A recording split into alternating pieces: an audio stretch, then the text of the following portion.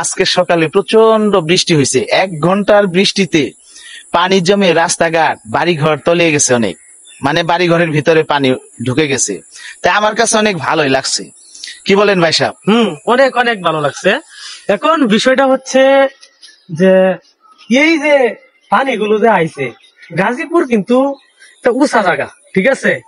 যাই হোক, প্রচুর বৃষ্টিতে অনেক জায়গায় কিন্তু পানি হয়ে গেছে এবং আশেপাশে যত ময়লা আবর্জনা আছে সব কিন্তু ধুয়া নিচে যায় একবারে জমে গেছে। একটা ভালো হয়েছে, গন্ধ দুর্গন্ধ যদি থাকে এটা মনে করেন একবারে মুক্ত হয়ে গেল। তো পানি হইলে কিন্তু ভালো, খারাপ না। অনেকেই বলে যে পানি হইলে খারাপ, আসলে কিন্তু ভালো। যাই হোক, আমার কাছেও কিন্তু ভালো লাগছে। তো আপনি কিছু কইন।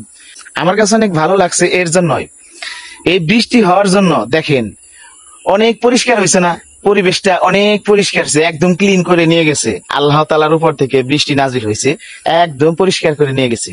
ঠিক সেই রকম আমার আর আপনার যদি ভিতরের ময়লা বা কুৎসিত গুলা ধুয়ে যেত প্রতিটা মানুষেরই, তাহলে কতই না ভালো হতো। দেখছেন, 1 ঘন্টা বৃষ্টির কারণে যদি আপনার পরিবেশটা দূষণ মুক্ত হয়ে যায়, তাহলে আর আমাদের এই দিলে কত দূষণ, বছরের পর বছর আমরা কত মানুষের সাথে খারাপ ব্যবহার করছি, কত কিছু করছি, এখনো করতেছি, মানুষের সাথে মানুষের মিশতেছি ঠিকই, বিতর্কত ভাবে আমরা অনেক খারাপ কাজ করে থাকি।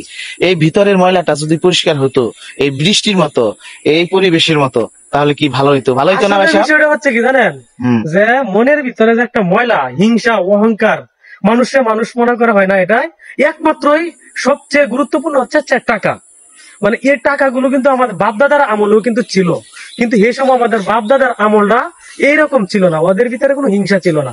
তো আসলে ওই লেভেলের যদি বাপদাদার আমলের যে ব্যবহারটা করতো, যেভাবে মানুষের সাথে চলাফেরা করতো, তো আসলে আল্লাহ যা করে ভালো লেগে করে। এই যে বন্যা, হ্যাঁ, পানি বাড়ি ঘরে উঠে বাড়ি ঘর ভাঙ্গিয়া ভাঙচুর হয়ে যায়, এটা কিন্তু আল্লাহর পক্ষ থেকে ফয়সালা হয়, এটা মাইনে নিতে হবে।